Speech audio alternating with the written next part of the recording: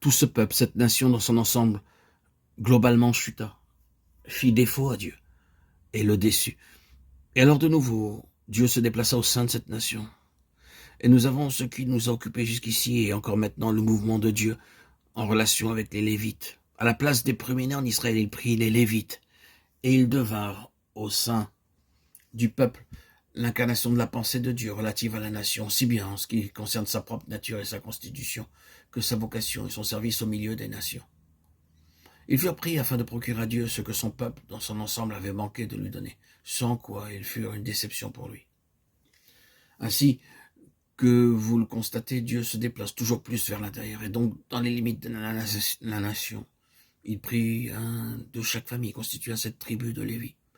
Le centre de ses intérêts et de son service. Certaines choses apparaissent en lien avec les Lévites. D'abord, bien sûr, leur position et leur caractère représentatif. Ils n'étaient pas séparés d'Israël. Alors qu'ils étaient spirituellement séparés des mauvaises choses en Israël, ils représentaient tout Israël, par leur constitution même, comme étant la tribu des premiers-nés. Et quant au principe spirituel, ils représentaient toutes les familles en Israël, et par conséquent se tenaient de manière symbolique, comme étant la pensée de Dieu concernant tout son peuple. Ils étaient là afin de servir l'Éternel dans cette chose spécifique. De nouveau, j'insiste sur ce que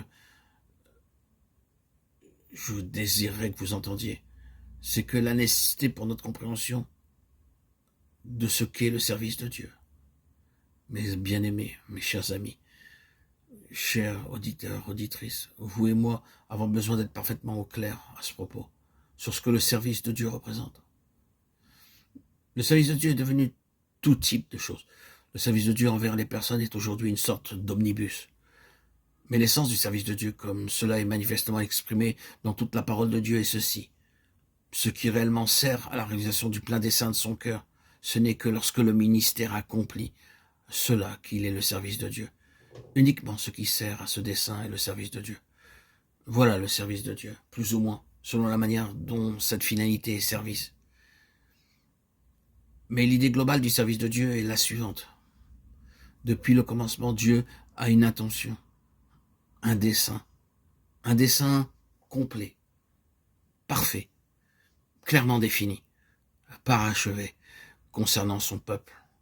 Et le service de Dieu requiert que nous sachions ce en quoi il consiste, que nous soyons en accord avec cela, qu'il devienne réalité par ce que nous faisons. Nous devons être parfaitement au clair à ce propos.